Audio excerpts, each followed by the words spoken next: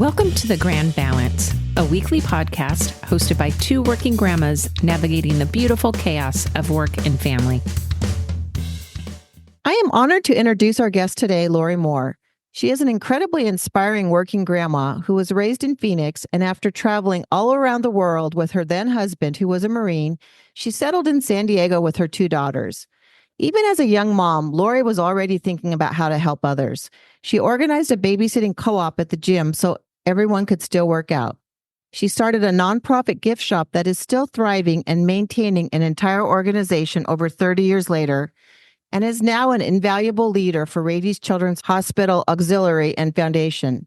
I have no idea how she balances a full-time job, all of her philanthropic work, while going above and beyond as a parent and a grandparent of two young ones. Hopefully, she will teach us her tricks on this episode. Welcome to the podcast, Lori. Thank you, Sharon. It's a pleasure to be here.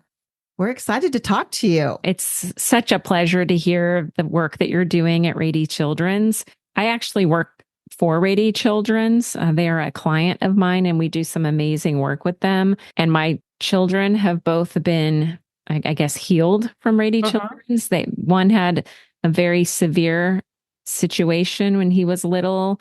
My daughter's been in the hospital there. The work, the support, the type of people that work there, their just hearts are so big.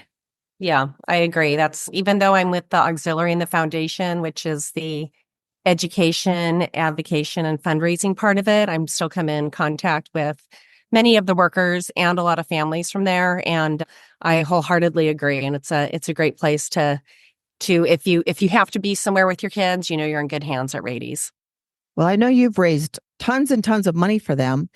I'm curious, after seeing your background, what was your early inspiration to get involved with your community and all of the volunteer work that you started way back when? I can remember being probably maybe 5 or 6 and my mom dragging me to the church rummage sale every year and, having to either make myself busy or getting stuck sorting or stacking something. So I would say that's probably my earliest time. And, my mother, of course, being involved in some different things. And then as I got older, I remember in elementary school, that was back in the day of the muscular dystrophy carnivals. And, I don't, if you remember, you'd send away and you get this awesome package in the mail and you could decide what gains and, how you're going to raise money. And I remember we did that at my elementary school and in the neighborhood. So I would say doing those little things. And then in high school, I got involved with Key Club International. And so we had to rebuild the club at our high school because it had dwindled in membership and enthusiasm. So as a freshman, I was kind of tasked with my best friend to kind of, hey, we think you'd be great at this. And we went to an international convention and got really excited with that and then built that up at our high school. And I held district and an international office for that too. So while it was lots of fun doing fundraising and organizing, giving blood or doing Valentine grams and just all kinds of fun stuff, tried to make it fun, raise money as well and build a lot of relationships as well. I still definitely have a lot of those Key Club relationships from back in high school. I don't even think they had a Key Club at my high school. Can you describe what it was? Sure. Have you heard of Kiwanis? Yes. So Kiwanis, is a philanthropy group, and then they have a college level one called Circle K, and then they have a high school one called Key Club. And basically what a Kiwanis unit will sponsor and have a Key Club, and you have a faculty admin that helps you. There's a theme every year. So it's like living that theme and advocating for that theme. And then, different fundraising and, we would do car washes. So we would do things like that. And that's how I've used them as well here. Wow. You started early for sure. What was your connection to Rady's? What brought you there in the first place? My daughters were actually very, very healthy their entire life until my oldest daughter was 21 and was in an accident. And I was just super grateful how healthy they were. And so as they got older and didn't want me around, volunteering in school, and I was only working part-time at that time, one of our local friends in the area who I think has recruited probably 80% of our Bonita unit members. She got me to go to the yearly luncheons, which is the Bonita unit's main fundraising event. And after going to the luncheons for a few years and my kids getting older, I decided, well, I was ready to join. I thought it was a neat organization. I enjoyed it. But Angela, as you kind of talked about with your kids having some issues early on, that is a lot of my friends in the auxiliary, how they got involved. Their kids had an issue. They were at Rady's. And then as the kids got older, they got past that crisis. They heard of the auxiliary and they joined. So I would say that's definitely a more common way that we get our members. And now I feel like we're just like any other group where, you just look for people that are like you, that you think you get along with and have fun working alongside. And we try to recruit them to come to our unit. That's terrific. And for those that don't live in South San Diego, Bonita is a small town in South San Diego. So that's is it a chapter or a region that you represent? Yes, there's about 20 auxiliaries, and it's all through San Diego County and also Imperial counties. So it sounds like philanthropy's been kind of ingrained in you since childhood. Did you pass that on to your kids and include them in any sort of activities, giving back as they were growing up? Yes. So they came to a lot of events with me. I was president of the Officers' Wives Club when they were very young. And so they came to our chili cook-off and different events like that. Sharon talked about the Museum and Historical Society gift shop. I got that started when my oldest was born, or my oldest was about 1, and then my other daughter was born a year later. So dragged them to a lot of meetings and while I was volunteering and getting that off the ground. And then as they got older, they were Girl Scouts also. So they took part in different Girl Scout activities, get their badges and to help out. Another thing that I am involved in is the Bike the Bay event that it's usually the Sunday before Labor Day. And it's the only chance that you'll have to legally bike over the Coronado Bridge. It goes through 5 cities. And so the first couple of years of that, I had them as Girl Scouts man one of the rest stations that we had for there. So they've always, been doing that with me. And then they got into their own things as well. They were both in sororities in college that they would have philanthropy events for and raise money for different causes. And then both of them are actually members of the unit with me as well now that they're adults. So I dragged them in. A family affair. Absolutely. And they had a great example. Thank you. I have a question. With so many demands on your time, how do you keep a positive attitude and not get overwhelmed? Because I know you are being pulled in so many different directions. And we've been talking about stressed out parents, but also as grandparents with a lot going on, we can be stressed out as well. And I'm just wondering if you have any tips on that. Yeah, I think even though sometimes when I am going to go watch the girls, the granddaughters, and, I have a lot of other stuff going on, work demands and personal life demands, I just feel like as I'm older, it's just such a pleasure. And I just have to take a step back and just really, I think I'm people say this all the time and now I really get it. I'm just really enjoying it so much more than when I was a mom. I loved being a mom, but I feel like today's kids and the way that I look at the girls growing up and, being curious and even having, their crabby times and crying, my daughter will be like, oh, she's losing it. I'm like, that's nothing, it's fine. No big deal.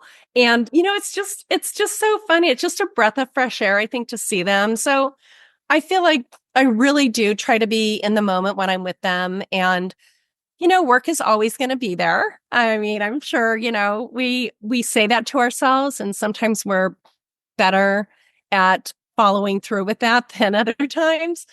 Work is there and work, I do my best there and, they have my time, but my time with the girls is something else that I just try to take a step back and get down on their level and enjoy it. It's amazing how fast they grow up. I think back to when I was a young mom and I felt so hurried and so flustered sometimes. And I don't feel that way at all when it's now that it's my granddaughter. So as far as like finding time to do things, I think again, with age comes wisdom. And, sometimes you just have to say no to different things. And sometimes other things, maybe there's dishes in the sink that I don't get to until the next morning because I, went out and babysat, or I went for a walk with them or something. Or I just feel like as we get older, we appreciate things better and are maybe a little bit better at reorganizing our time so that everything fits one way or another. I share your experience with my grandson. I'm really busy as you are, and I tend to be kind of type A. So I'm always go, go, go, go, go all the time. But when I've got my grandson, he like calms me. It's like I have this renewed focus or something where my job's already always there, but I don't worry as much about 30 minutes off the computer, like not knowing what's going on and stuff. I can sit there and just watch him explore or watch him try to figure something out. It's the simplest things, but it kind of brings me peace too. Yes, I 100% agree. No, I totally relate to what you were saying about enjoying your grandkids, because as a parent, I do remember being stressed out and you have to keep track of milestones and feedings and doctor's appointments. And it's such a nice thing to be a grandma and roll in and play and assist and not be the stressed out parent. And I, like you said, such a great experience and such a different role, but I love it.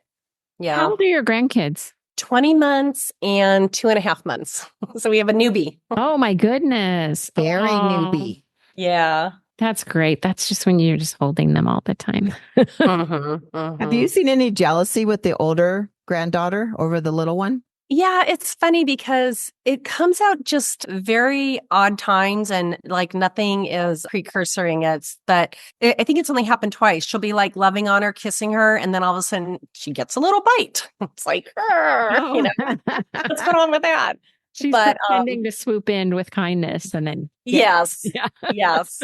And last time, I think, it was like a month later, and the older one, when the baby started crying because she did it, I think it affected her more. So, as she's developing too, she really sees the consequences of her actions. That was interesting to see. Like then she started crying, and sometimes my daughter will get like a migraine or something, and so Lay cries because she sees like Aaron's hurting, It's just like, oh my gosh, like it's just so sweet. But then I get to come in and swoop in and grab her for the rest of the afternoon. So super grandma. That's nice. What do you do professionally, Lori? So I'm a customer success manager for a telematics company. So after like the new sale has happened and they have their software and hardware implemented, then I am the liaison to make sure that they're using it correctly. They get trained, any issues they have, and renewing contracts as they come up. So are you working kind of a 9 to 5, or do you have flexibility during the day to help watch the children? I have some flexibility. I do usually start at 7 every day. And then if I do need to help out, it's usually later in the afternoon. 2 days I have to go in the office now. So those aren't as flexible, but for the most part. And then my daughter knows that too. So she has to schedule appointments for one or the other and needs my help. She'll know just to schedule it later in the afternoon, like at 3 or 4 or something. Yeah, that's good. We were talking on a very early episode about how Sharon and I have a little more flexibility. And we were wondering how grandparents that had the 9 to 5 or 9 to 5 plus commute time and all of that. Yeah. How they're really able to find the time to spend with their grandkids, except on the weekends, where they could do it then. But it's got to be harder to help your kids out when you've got that full-time schedule. Yeah, I definitely would like to be retired and be able to do it all the time. So if anybody wants to drop me something, let me know. That's what I always say.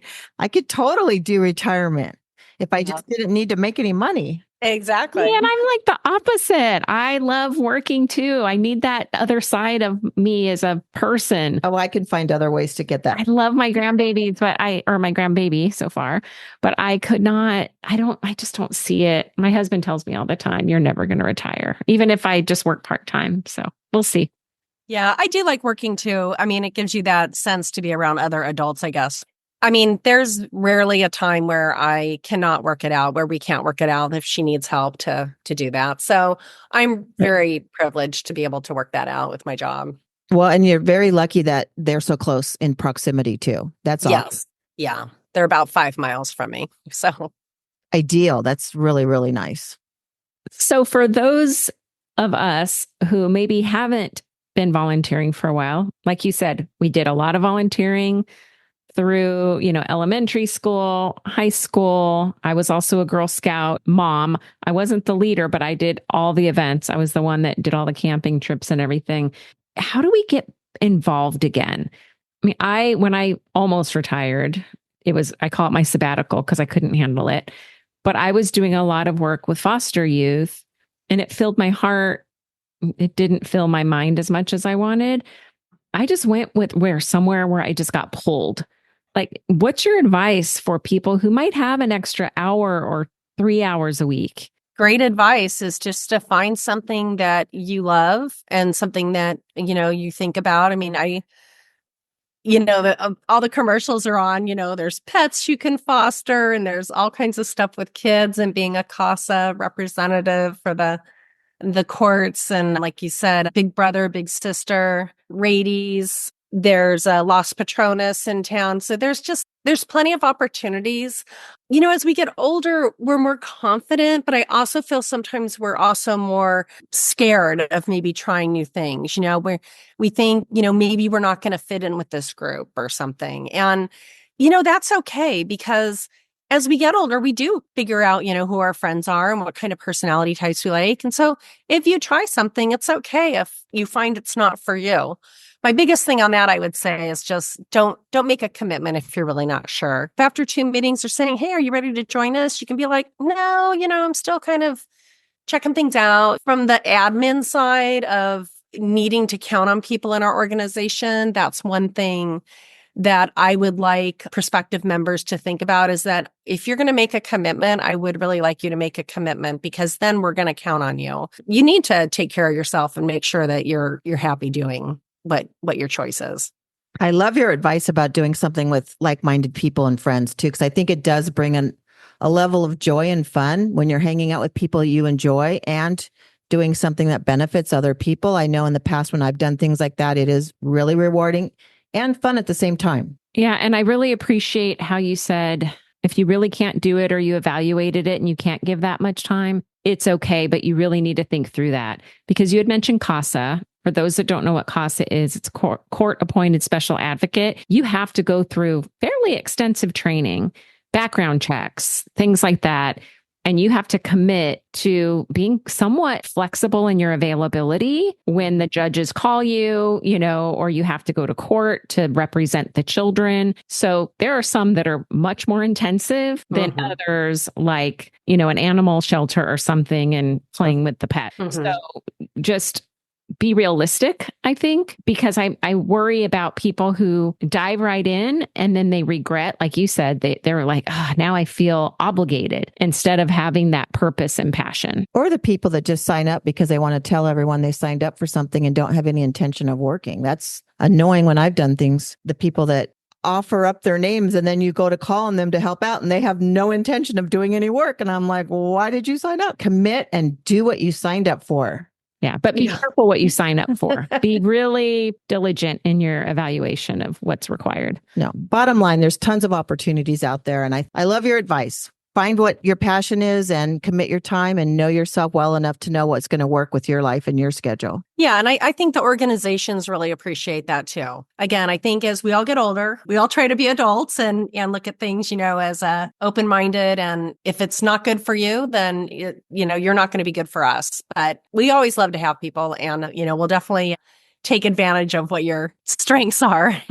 Well, I can say firsthand, Lori has done world of wonder for the area of San Diego and Rady's Children's. And we definitely appreciate all the time you do for your philanthropic work. And hopefully it will inspire others to find out what their passion is and step up and volunteer. Oh, thank you. We want to not take up too much more of your time, but thank you so much for coming on. And We wish you all the best with your granddaughters. Thank you. It was my pleasure, and I really appreciated being asked to come on. Thanks for all you do, Lori. Thanks, Angela. Okay, Take care. bye-bye. Bye-bye. Bye.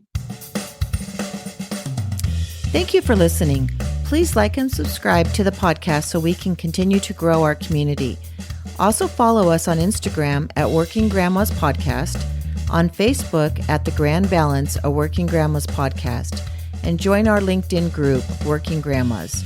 You can also email us at info@workinggrandmas.com or message us through any of our social media platforms.